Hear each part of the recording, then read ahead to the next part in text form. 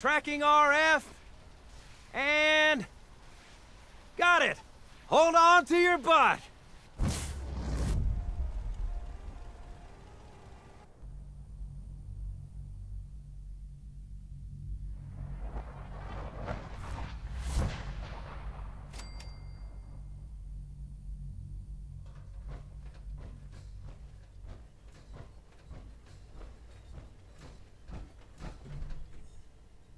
Hello everyone, Leo CMC here, and today we're back in Fallout 4. I woke up like 10 minutes ago, maybe.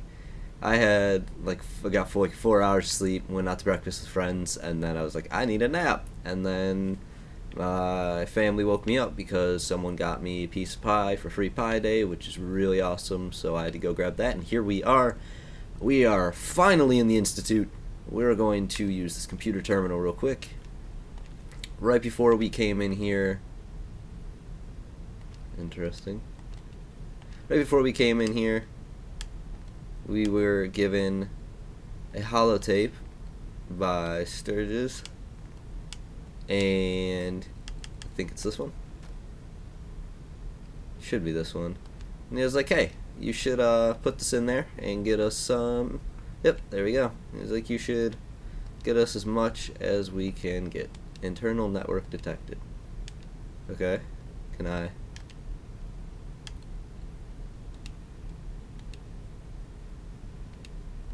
Oh, okay. Oh, guess it's mine now. Cool. That was fun. So we finally made it. It's a long time coming, but we're a decent chunk through the game now, so. Hello. I wondered if you might make it here. You're quite resourceful. I'm known as Father. The Institute is under my guidance. I know why you're here.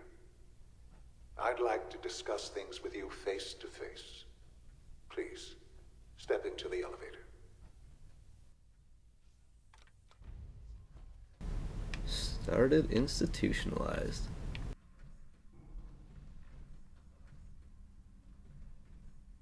I can only imagine what you've heard, what you think of us.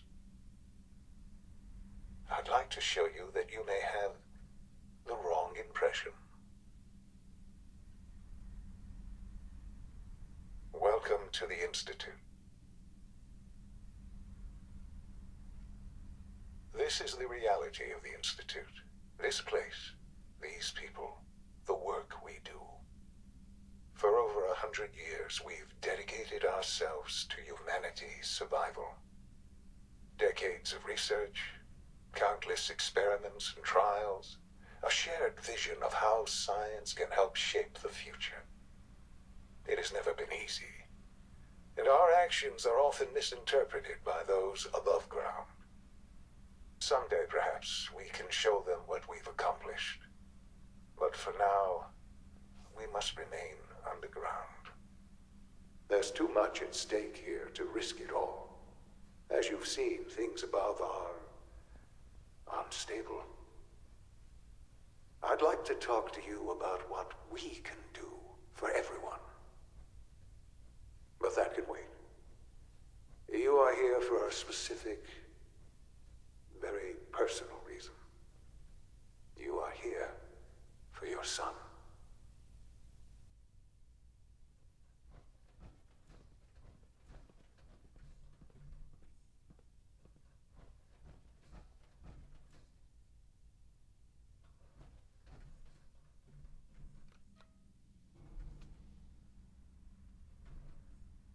I'm almost as tall as the elevator. Oh my goodness.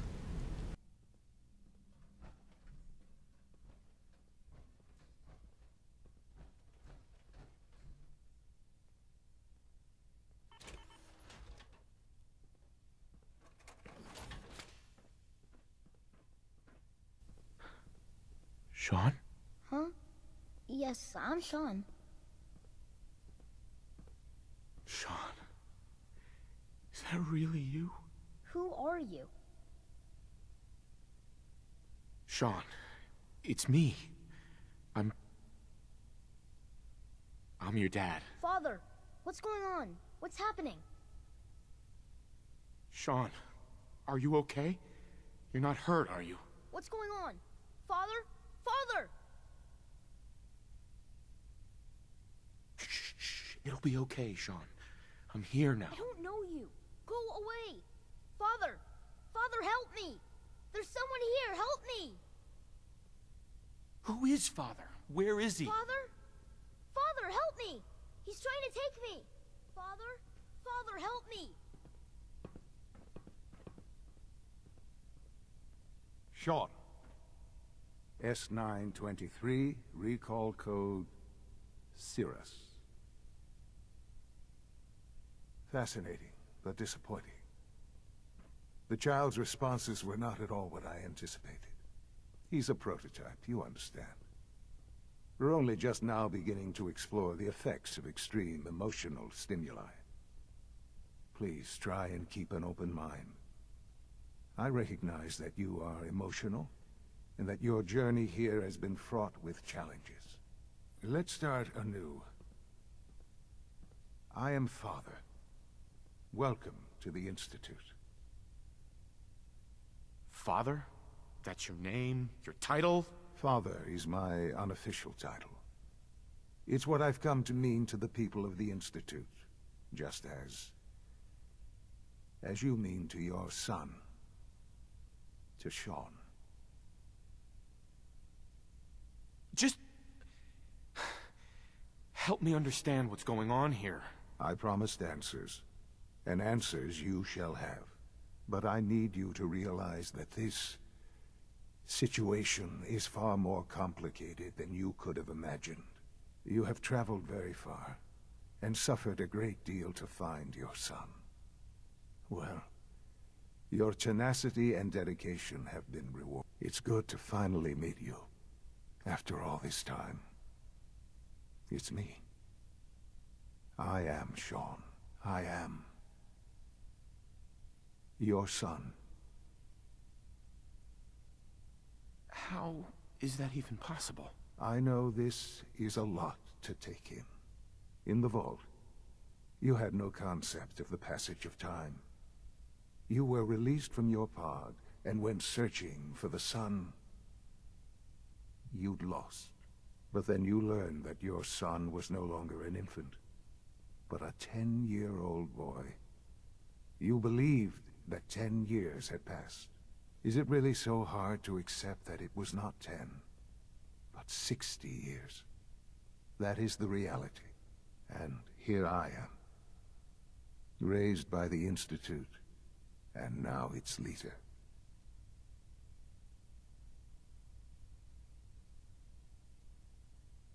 But why? Why take a child? Why take you? Ah, now that's the question, isn't it? Why me? At that time, the year 2227, the Institute had made great strides in synth production. But it was never enough. Scientific curiosity and the goal of perfection drove them ever onward. What they wanted was the perfect machine. So they followed the best example thus far. The human being. Walking, talking, fully articulate, capable of anything. So the weird science experiments needed specimens. That's why they took you. In a manner of speaking. Yes. The Institute endeavored to create synthetic organics. The most logical starting point, of course, was human DNA. Plenty of that was available, of course. But it had all become corrupted. In this wasteland, radiation affected everyone.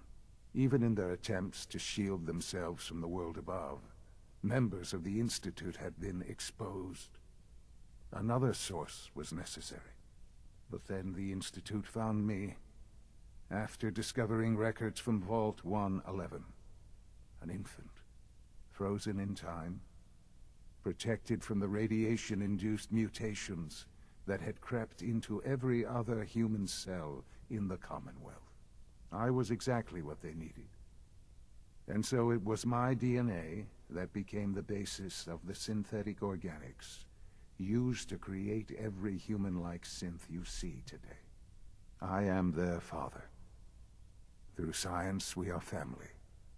The synths, me, and you. Sean. It's really you. It really is. I know you must have questions. Please. Anything I can do to help you understand. Your mother. She never got to see you grow up?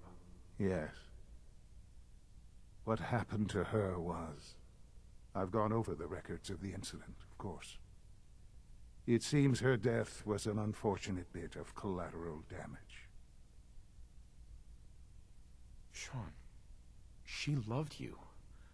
So much. I have no doubt. I'm afraid I have very little experience with those emotions, having lived my life within the Institute. For many years, I never questioned who my parents were. I accepted my situation, and that was that. With old age comes regret. And asking what if more often. But what matters now is that you and I have a chance to begin again. What else can I say to ease your mind? So you're in charge of the Institute? I am the acting director, yes. I spent decades working to reach this point. It's a responsibility I take very seriously. The Institute. It's important. It really is humanity's best hope for the future, no matter what those above ground might think of us.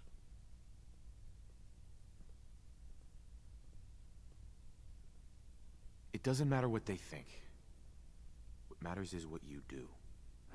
I'm glad we see it the same way. Ultimately, the Commonwealth has nothing to fear from us. Whatever you've seen or heard, I know I can convince you of that. Just give me time. What else can I say to ease your mind? Kellogg. He worked for you? Kellogg. He was an Institute asset long before I arrived here. It wasn't until I became director that I learned of all the things he'd done. What kind of man he was. Kellogg was... Let's just say he was more complex than you might think. After what he's done, I'm surprised to hear you say that. The Institute took advantage of Kellogg's vicious nature. I will freely admit that. Institute technology prolonged his life, and his usefulness far beyond any normal human lifespan. He never failed the Institute, but his cruelty became more apparent with every completed objective. I won't lie. It's no coincidence your path crossed his. It seemed a fitting way to allow you, us, to have some amount of revenge. I know there's more for us to discuss, but the Institute is on the verge of some important breakthroughs. Your presence would be appreciated as we approach them. I've been a part of something amazing here. I've helped to build a life for myself and the people of the Institute. And now, after all these years, you have an opportunity to help with that. Doesn't that intrigue you? Isn't that what you want? Maybe. I don't know. This is so much to take in. I know. And I am sorry. You have been through so much in such a short time. The Institute can provide a better life than anything above ground. You've been in the Commonwealth. You've seen what it's like. I assure you that you are better off with us.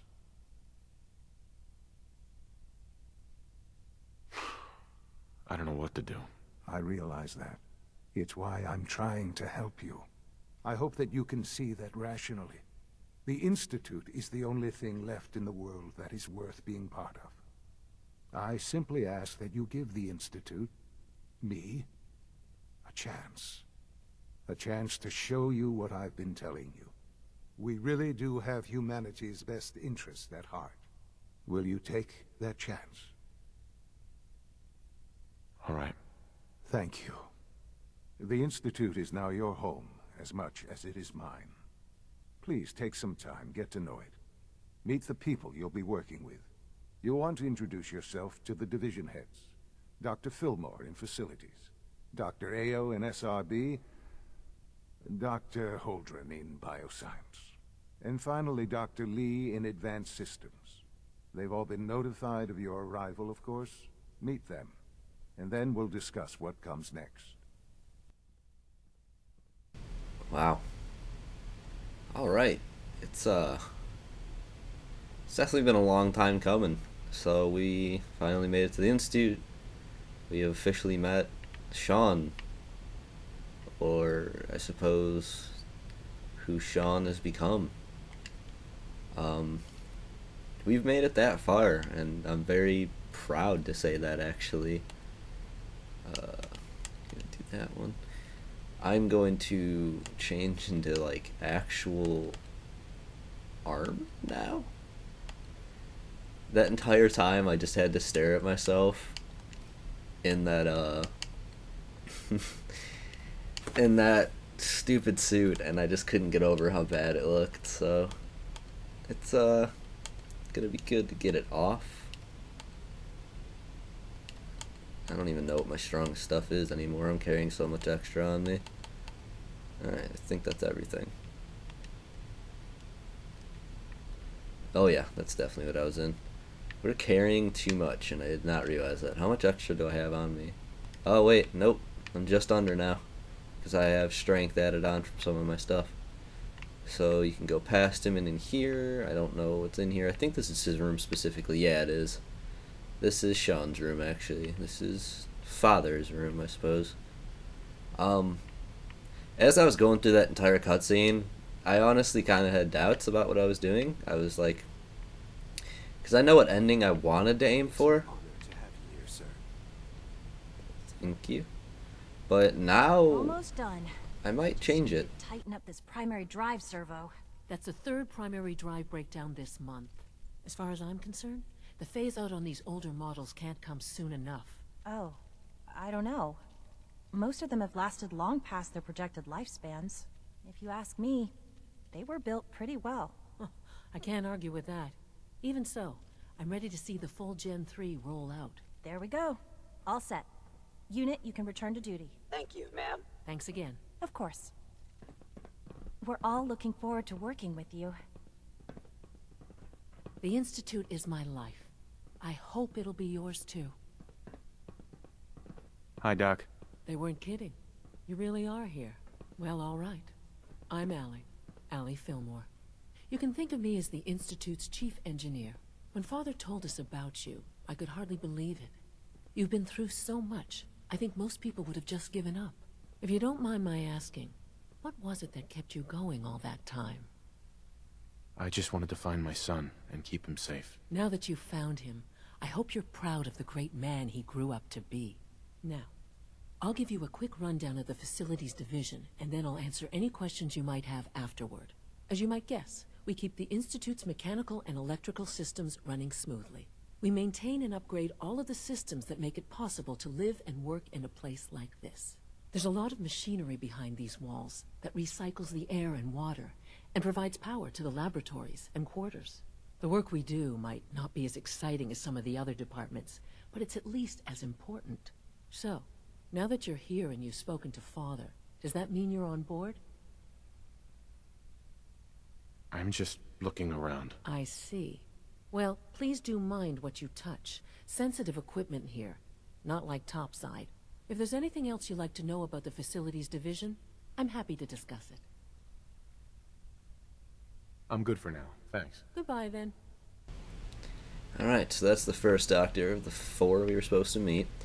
So like she said, she's the chief engineer. She's an interesting one. Not a big fan of her personally, because you'll see later on, but I don't know. when I said I was figuring out what I want to do, I'm actually like, I'm not certain what ending I want to go for. I kind of want you guys to choose, but I'll probably talk to some friends about it. Don't know yet. Not yet. I've been reviewing Father's plans to expand our operations at Warwick. He's eager to get that going, so I've had to put everything else to one side. I wonder how the Warwick family is doing. Young Wally must be close to 10 years old by now. It's remarkable that any child can survive for so long up there, don't you think? I try not to think too much about it. We have more than enough to occupy ourselves here. And those people are the last remnants of a dying past. It's best not to dwell on the subject. They're still people, and they're suffering. We can at least admit that it's regrettable. After all, how can we hope to redefine mankind if we can't even hold on to our own humanity? Well, that's a question best left to our colleagues in the robotics division. Yes, well... I suppose you're right. Dr. Carlin's doing some amazing things with our genetically engineered crops. Director Holdren seems very taken with you. Hey, Doc. Welcome. So good to have you here. Dr. Clayton Holdren, head of the Bioscience Division. I can't wait for you to see the work we're doing. It's truly amazing. I look forward to learning more about it. In that case, let me give you a brief overview of what we do here. As the name implies, the Bioscience Division specializes in fields of studies such as botany, genetics, and medicine. Our most important directive is to ensure the health and well-being of everyone in the Institute. To that end, we cultivate highly specialized breeds of flora for use in food and medicine. We've even started to explore the idea of synthetic animal life. You probably saw the gorillas. They're really just a pet project at this point, but the potential is exciting nonetheless. Seems like there's nothing you guys can't do. With hard work and ingenuity, any challenge can be overcome. I'm sure I've taken up enough of your time as it is. But I have to ask, have you decided whether you'll join us? I'm not sure. Right now, I'm just trying to keep an open mind. It's a big decision, I know. But it's also a rare and important opportunity. No need to rush to judgment. In any case, I imagine you'll want to continue looking around. Or, if you prefer, I'd be happy to answer any questions you might have. I'm good for now. Thanks. Take care, then. Alright, that would be Doc Holdren. I do like him a lot. He seems like a really cool character. He seems nice and understanding, which is why I like him. And when he mentioned gorillas, that's these. They're not real. They're synthetic. They're synth gorillas. Believe it or not. They're very interesting concepts. I'm still entirely curious why the developers are like, you know what? Let's give them synthetic gorillas and see what players think of that. It's just so random. I don't care about what you're talking about because I don't have much time. Cutscenes, or not cutscenes, a lot of dialogues taking up a lot of time, and I don't have much time left in the video because uploading takes forever. Sliding doors. I don't know, I don't care. Hello? Excuse me, Doctor? Ah, it's you. You're here then. Yes, I know who you are. We all do. While I'm sure Father is very happy that you're here, I do hope it doesn't interrupt our work. Don't worry. I promise I won't get in your way. Thank you, I do appreciate that. Oh, before I forget, let me see that Pip-Boy of yours. I've been told to install a Courser chip in it for you. Father's orders. You're to be given full access, with the ability to relay in and out of the Institute at will. Thank you. I'm sure that'll come in handy. Given that the relay is the only way to access the Institute, handy is something of an understatement. In case the significance is lost on you, you'll be the only one here with that kind of access. If nothing else, it should demonstrate the amount of trust Father has placed in you. Now, unless there's something else, I really do need to get back to work. I'm good for now. Thanks. All right. Alright. Dr. Lee, hard worker. She gave us the Courser chip, which is the main thing I was looking for here.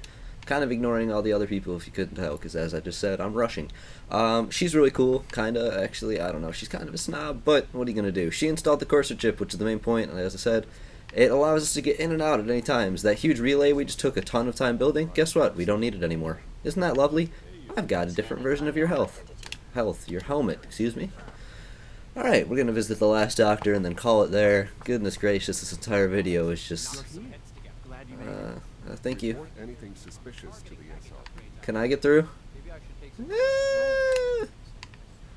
I need to talk. There's enough friction as it is between us and pretty much all the other departments. Justin Ayo, Acting Director of the Synth Retention Bureau.